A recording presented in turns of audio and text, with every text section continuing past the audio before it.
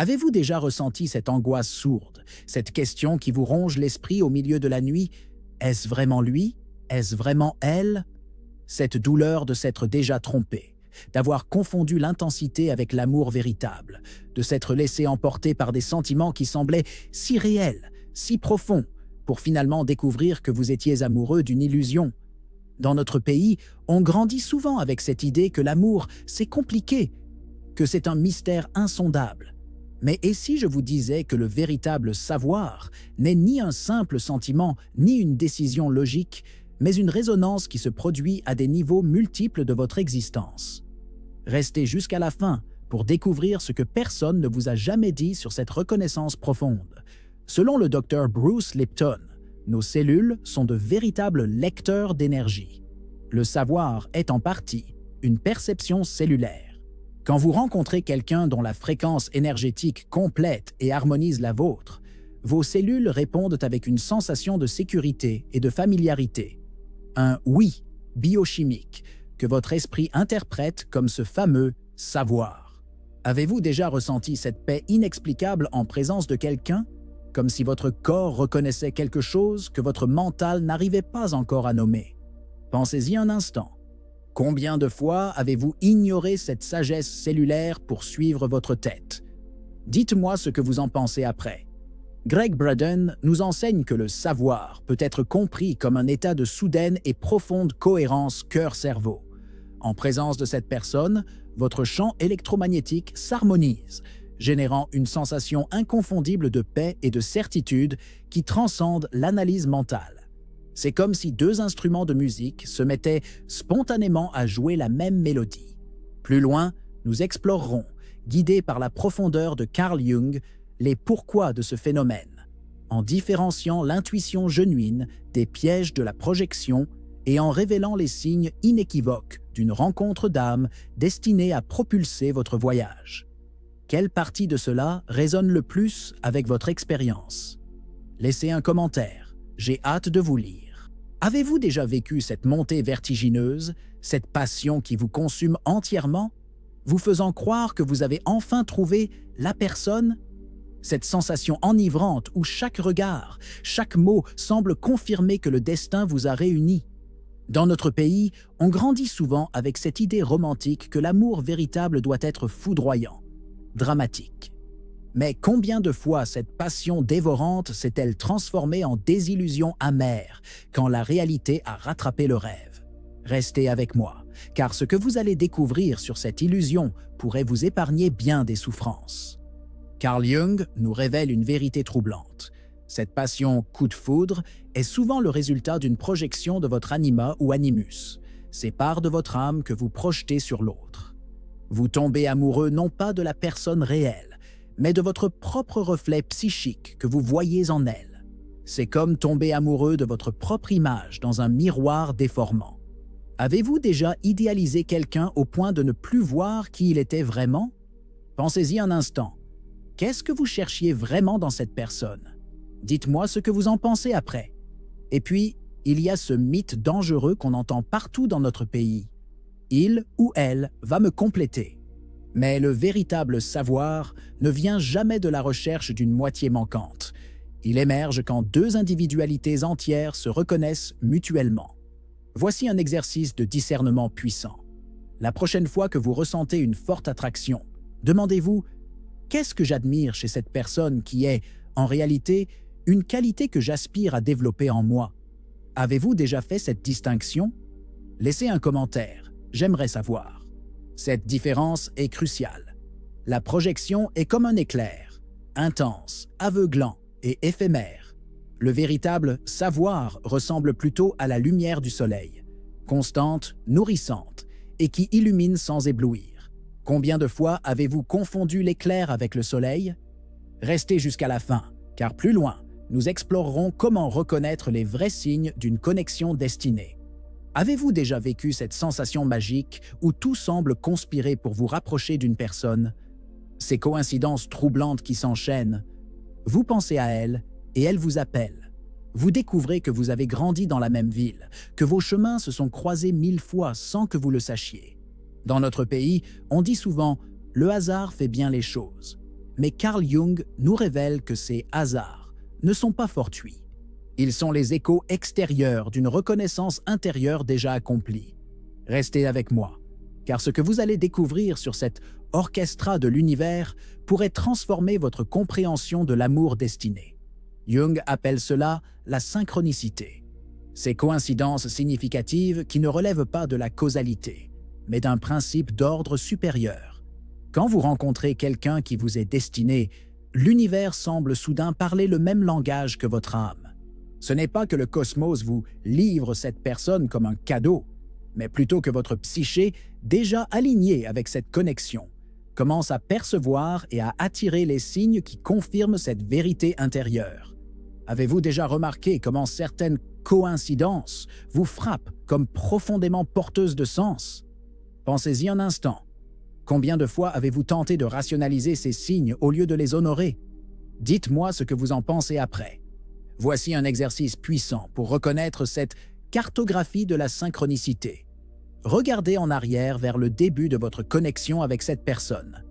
Notez tous les petits événements, les rencontres fortuites, les informations qui vous sont parvenues de manière inattendue. Vous découvrirez probablement une piste de miettes de pain, un motif cohérent qui, rétrospectivement, semble avoir guidé vos pas l'un vers l'autre. Cette reconnaissance n'est pas de la superstition, c'est votre âme qui lit les signes d'un alignement profond déjà établi dans votre psyché. Avez-vous déjà fait cet exercice de relecture? Laissez un commentaire, j'aimerais savoir. Plus loin, nous explorerons comment votre corps lui-même sait avant votre mental. Alors restez jusqu'à la fin pour découvrir cette sagesse cellulaire. Cette synchronicité n'est pas un phénomène mystique, mais le reflet extérieur d'une cohérence intérieure. Quand votre être profond reconnaît son complément, l'univers devient un miroir qui illumine ce chemin déjà tracé dans votre âme. Avez-vous déjà ressenti cette sensation inconfondable de rentrer à la maison? Ce moment où, en présence de quelqu'un, vous pouvez enfin lâcher prise, baisser la garde et être entièrement vous-même sans masque ni performance. C'est comme si, pour la première fois peut-être, vous n'aviez plus besoin de prouver quoi que ce soit, de jouer un rôle ou de retenir votre souffle. Dans notre pays, on confond souvent l'amour avec l'intensité dramatique. Mais cette paix profonde, cette capacité à simplement être, c'est le véritable signal d'un self qui reconnaît son complément. Restez avec moi, car ce que vous allez découvrir sur cette résonance du self pourrait transformer votre compréhension de l'amour authentique. Carl Jung nous révèle une distinction cruciale, la différence entre l'anxiété de la projection et la calme du reconnaissance du self. Quand vous projetez votre anima ou animus sur quelqu'un, c'est excitant, mais cela génère une anxiété sous-jacente. Vais-je le perdre? Suis-je assez bien? En revanche, quand votre self reconnaît son écho dans l'autre, il y a cette paix expansive, cette certitude tranquille qui ne demande aucune validation extérieure. Avez-vous déjà remarqué cette différence entre l'excitation anxieuse et la joie sereine? Pensez-y un instant. Dans quelle relation avez-vous pu respirer le plus librement? Dites-moi ce que vous en pensez après. Voici une pratique puissante pour mesurer la paix. Après chaque interaction avec cette personne, accordez-vous un moment de silence et observez votre état intérieur. Vous sentez-vous plus énergisé et en paix ou vidé et anxieux? Votre corps et votre âme connaissent déjà la réponse. C'est comme la différence entre naviguer dans une tempête en haute mer et trouver un port parfaitement taillé pour votre bateau. Un endroit où vous pouvez enfin ancrer, réparer vos voiles et vous reposer. Avez-vous déjà fait cette distinction? Laissez un commentaire, j'aimerais savoir. Plus loin, nous explorerons comment votre corps sait, avant même votre mental. Alors restez jusqu'à la fin pour découvrir cette sagesse corporelle. Cette paix n'est pas l'absence de passion, mais la présence d'une sécurité si profonde qu'elle permet à la vraie intimité de fleurir sans peur ni défense. Avez-vous déjà ressenti cette sensation physique inexplicable de pouvoir enfin respirer profondément en présence de quelqu'un? Cette détente instantanée des épaules, cette ouverture du cœur, comme si votre corps reconnaissait instinctivement une zone de sécurité même si votre mental ne comprenait pas encore pourquoi. Dans notre pays, on apprend souvent à faire confiance à notre tête plutôt qu'à notre corps. Mais votre système nerveux, lui, ne ment jamais. Il sait avant même que votre conscience ne comprenne. Restez avec moi, car ce que vous allez découvrir sur cette sagesse corporelle pourrait transformer votre façon de reconnaître l'amour authentique. La neurobiologie moderne nous révèle une vérité fascinante. Votre nerf vague, ce messager entre votre cœur et votre cerveau, réagit instantanément à la qualité énergétique des personnes qui vous entourent.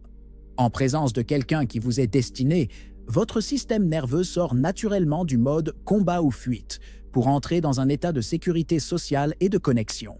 C'est comme si votre corps reconnaissait un code de sécurité invisible. Avez-vous déjà remarqué cette différence entre la tension que certaines personnes génèrent en vous et cette paix corporelle que d'autres apportent? Pensez-y un instant. Combien de fois avez-vous ignoré ces signaux pour suivre votre logique? Dites-moi ce que vous en pensez après. Voici une technique puissante. Le check-in corporel en temps réel.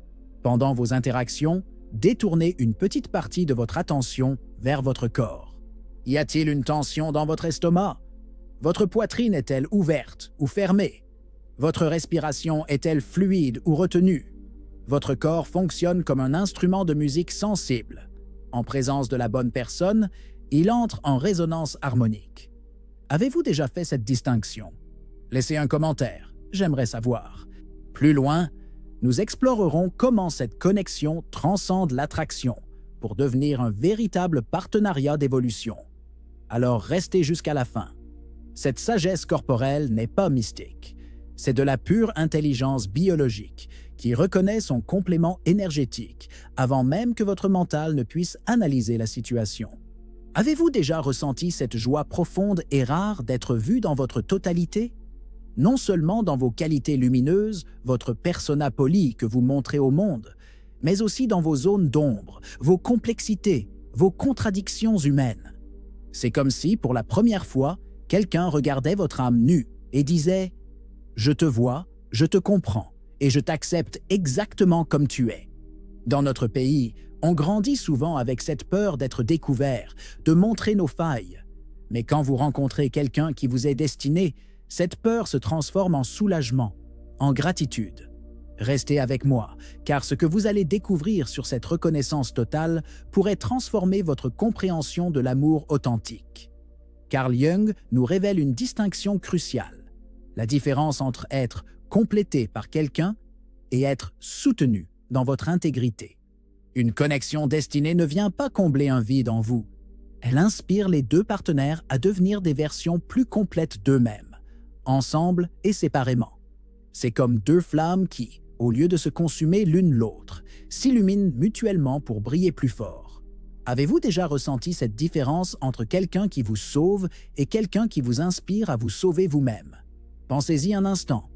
Dans quelle relation avez-vous grandi le plus? Dites-moi ce que vous en pensez après.